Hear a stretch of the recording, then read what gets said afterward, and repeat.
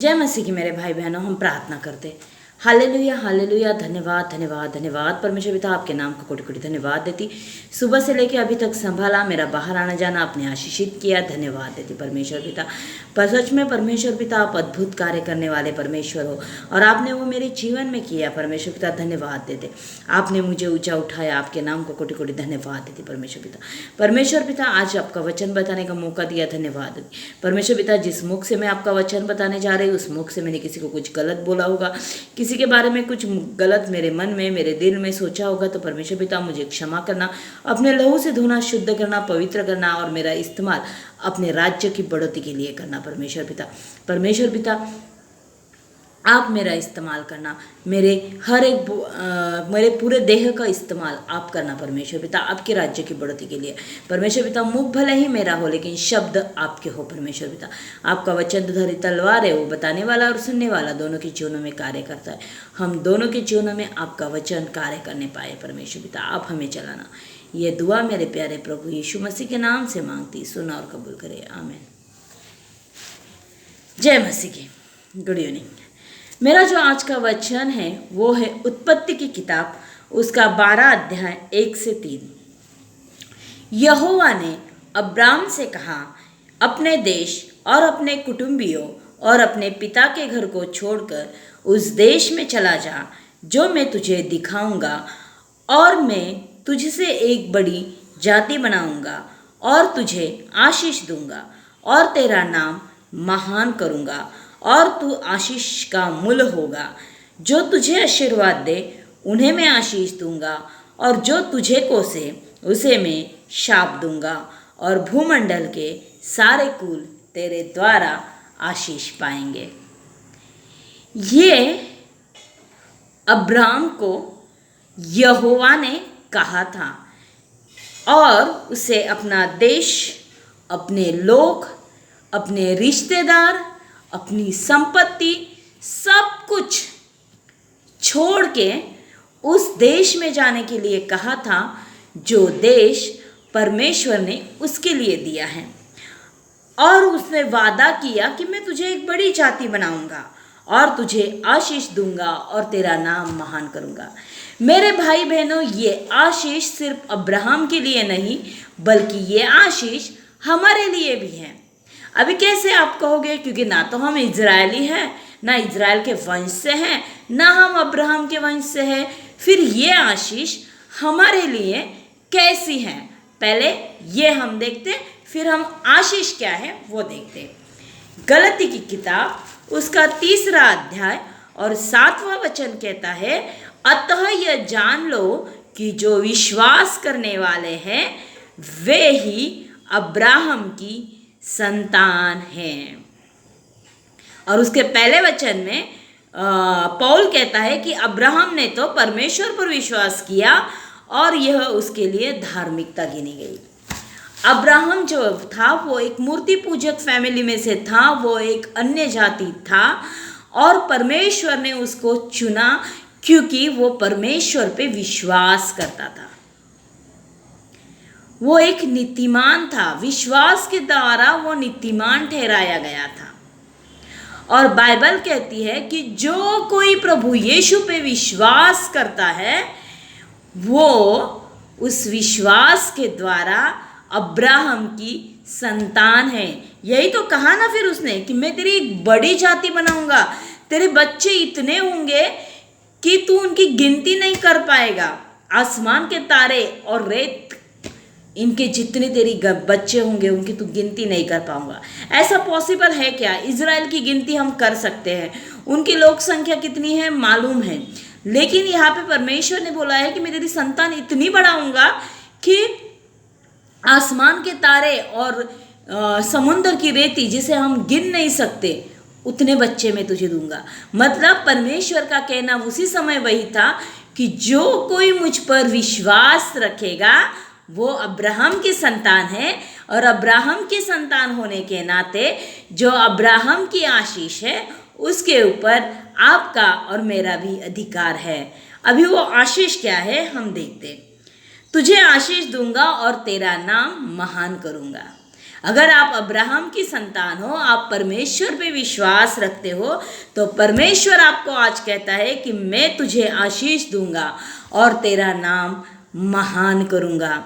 भले आपको आज लगता होगा कि मैं कुछ भी नहीं हूँ, मैं जीरो हूँ, मुझे कुछ भी नहीं है, लेकिन आज परमेश्वर आपसे वादा कर रहा है।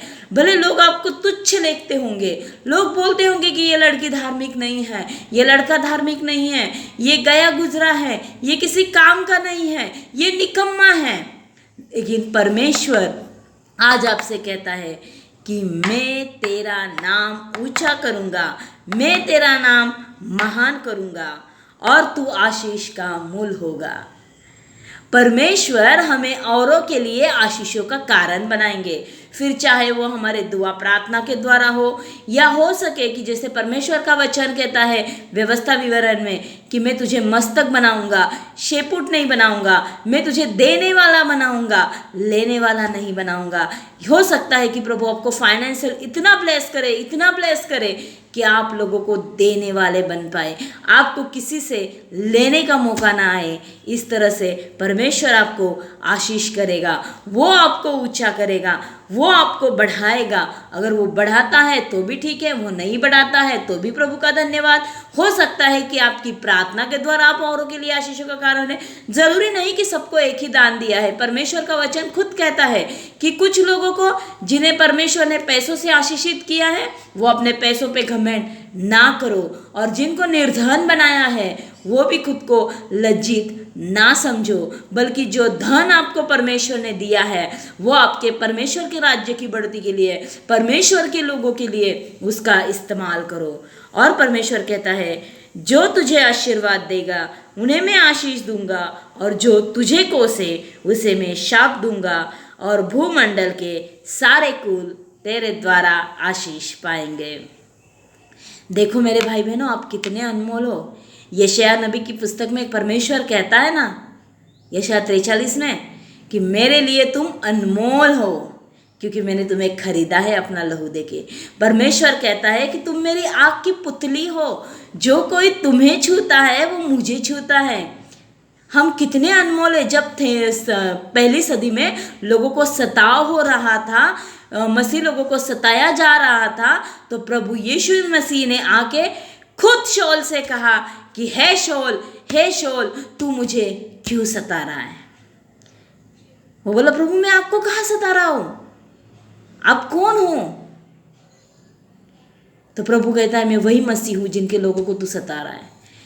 जो कोई हमें सताता है वो परमेश्वर को सताता है, और परमेश्वर हमसे यही कहता है कि जो तुझे आशीष देगा उसको मैं आशीष दूंगा, और जो तुझे शाप देगा उसको मैं शापित करूंगा। आज बहुत से लोग, बहुत से प्रभु के दास भी, बहुत से सेवक भी लोगों को आसानी से शाप देते हैं। उनका ग्रुप जोड़ा, शाप दिया, उनके मन के जैसा नहीं किया, शाप दिया। लेकिन वो क्यों भूल जाते हैं कि जिस परमेश्वर पे आप विश्वास कर रहे हो उसी परमेश्वर पे वो भी विश्वास कर रहा है, उस परमेश्वर पे वो भी विश्वास कर रहा है। अगर आप उसे शाप दे रहे हो तो आप खुद को भी शाप दे रहे हो, क्योंकि वो उसकी परमेश्वर की आँख की पुतली है। अगर कोई आपको श्राप दे रहा है, बहुत से लोग बोलते हैं कि हमारे ऊपर जादू किया, टोना किया, करने की, बहुत से मसीह लोग भी बोलते हैं। पर यहाँ पे परमेश्वर का वचन क्या कहता है? अगर आपके ऊपर कोई जादू, टोना, करनी, चेटुक करता है तो उसी के ऊपर जाएगा। आप क्यों चिंता करते हो? वो आपके ऊपर नहीं चलेगा, क्योंकि परमेश्वर ने कहा है कि जो तुझे आशीष देगा उसको मैं आशीषित करूंगा, और जो तुझे शाप देगा उसे मैं श्रापित करूंगा। हम परमेश्वर के आग की पुतली हैं। जो कोई हमें छूता है वो परमेश्वर को छूता है मेरे भाई बहनों। इसीलिए किसी भी बात की चिंता मत करो, किसी के लिए अपने मुंह से बुरा मत कहो, क्योंकि परमेश्वर ने आपको चुना है औरों के लिए आशीषों का कारण होने के लिए। और इसीलिए तो प्रभु यीशु मसीह भी कहते हैं ना कि अगर तुम्हारा कोई शत्रु है तो उसके लिए घुटनों पे जाओ, उसके उद्धार के लिए प्रार्थना करो। अगर तुम्हारा शत्रु भूखेला है तो उसे खाना दो, वो प्यासा है तो उसके पानी दो, वो गलत रास्ते पे है, वो शैतानी बंधन में जकड़ा है तो आप उसके लिए दुआ करो। प्रार्थना करो, आपके शत्रु को आप आशीष दो।